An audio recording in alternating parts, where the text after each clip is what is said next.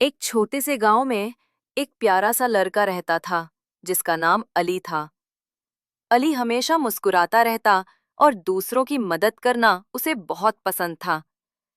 एक दिन अली ने देखा कि एक छोटा लड़का मदरसा के बाहर उदास बैठा था।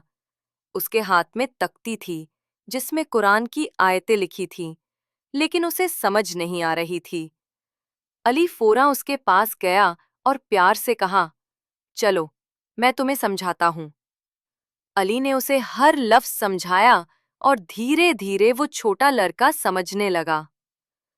अगले दिन जब वो लड़का टीचर के सामने कुरान पढ़ने लगा तो सब हैरान हो गए कि वो कितनी खूबसूरती से पढ़ रहा था।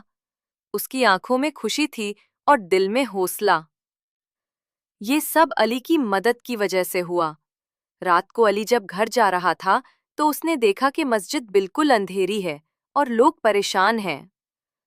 अली फौरन घर भगा और एक छोटा दिया उठाकर मस्जिद ले आया। जैसे ही दिया जलाया, पूरी मस्जिद रोशनी से चमक उठी। गांव वालों के चेहरे खुशी से रोशन हो गए। सबने अली का शुक्रिया अदा किया और कहा, बेटा, तुमने हमारी मस्जिद में रोशनी फैला दी। अल्लाह तुम्हें बरकत दे।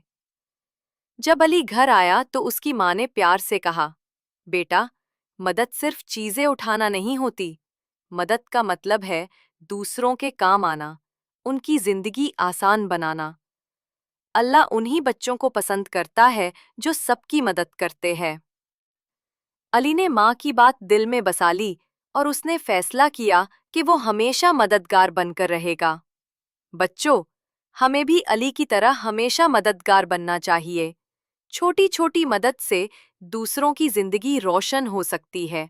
और याद रखो, जो अल्लाह के बंदों की मदद करता है, अल्लाह उसकी मदद करता है।